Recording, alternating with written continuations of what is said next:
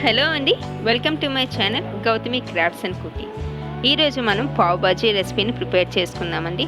పావ్ బాజీ అంటే ప్రతి ఒక్కరు చేసుకుంటూ ఉంటారు, బట్ నేను ఈరోజు కొంచెం మన సౌత్ ఇండియన్ స్టైల్లో చేసుకుంటున్నానండి. అంటే మనం ఎక్కువ కారం తింటాం కాబట్టి కొంచెం స్పైసీగా చేసుకోబోతున్నాము. నేను ఈరోజు చేసుకునే కర్రీ నలుగురికి సరిపడా చేసుకుంటున్నానండి. మీకు మెజర్మెంట్స్తో సహా క్లియర్గా చెప్తాను. మరి మనం కర్రీ స్టార్ట్ చేసేసుకుందాం. ముందుగా మనం ఆయిల్ వేసుకోవాలి. ఆయిల్ దాంతోపాటు బటర్ కూడా వేసుకోవాలండి. ఒకవేళ బటర్ లేని వాళ్ళు నెయ్యి కూడా యూజ్ చేసుకోవచ్చండి, నో ప్రాబ్లం. మనం ఆనియన్స్ వేసుకోవాలి. నేను 2 పెద్ద ఆనియన్స్ని కట్ చేసుకున్నానండి.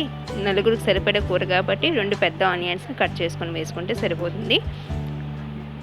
ఆనియన్స్ కొంచెం గోల్డెన్ కలర్లోకి వచ్చే వరకు వేయించుకోవాలండి.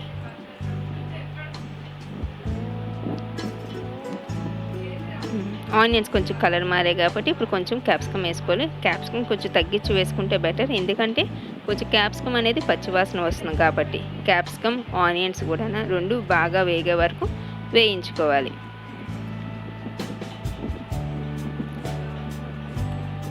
ఇప్పుడు వేగిపోయింది కదండి, ఇందులో అల్లం వెల్లుల్లి పేస్ట్ 1 స్పూన్ వేసుకోవాలండి. అల్లం వెల్లుల్లి పేస్ట్ కూడా బాగా కలుపుకొని అది పచ్చివాసన పోయేంత వరకు మనం వేయించుకోవాలి.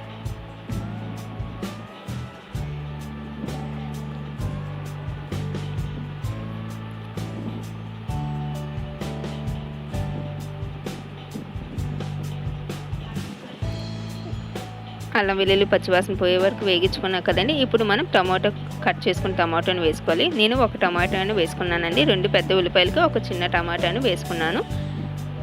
టమాటో కూడా కొంచెం మగ్గే వరకు మనం వేయించుకోవాలి.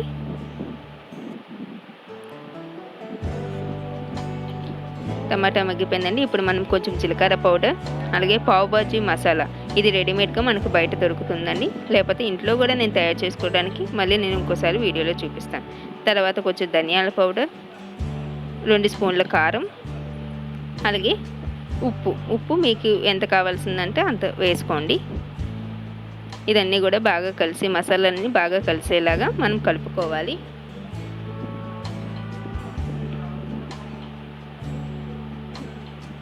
ఇదంతా కూడా మనకి ఆయిల్ పైకి తేలే వరకు మనం వేయించుకోవాలండి.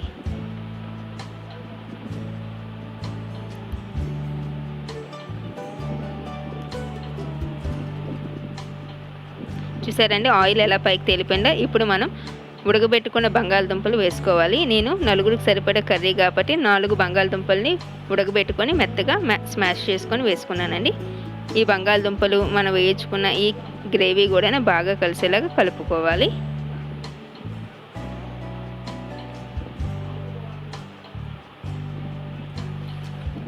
చూసారా, బాగా కలిపేసుకున్నాం.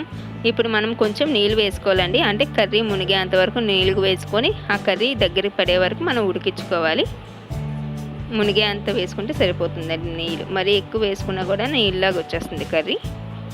బాగా కలిపేసుకొని కొంచెం మూత పెట్టుకోవాలండి.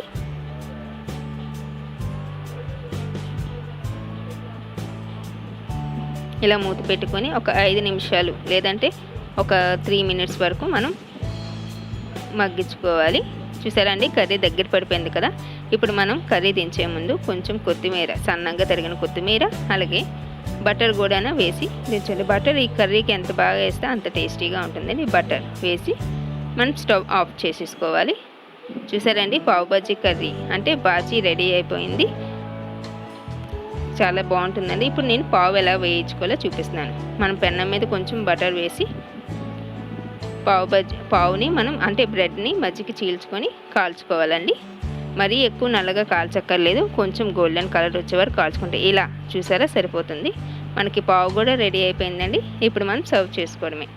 ఈ కర్రీ చాలా బాగుంటుందండి. ఆనియన్స్ మరియు నిమ్మకాయలతో సర్వ్ చేసుకుంటే చాలా టేస్టీగా ఉంటుంది.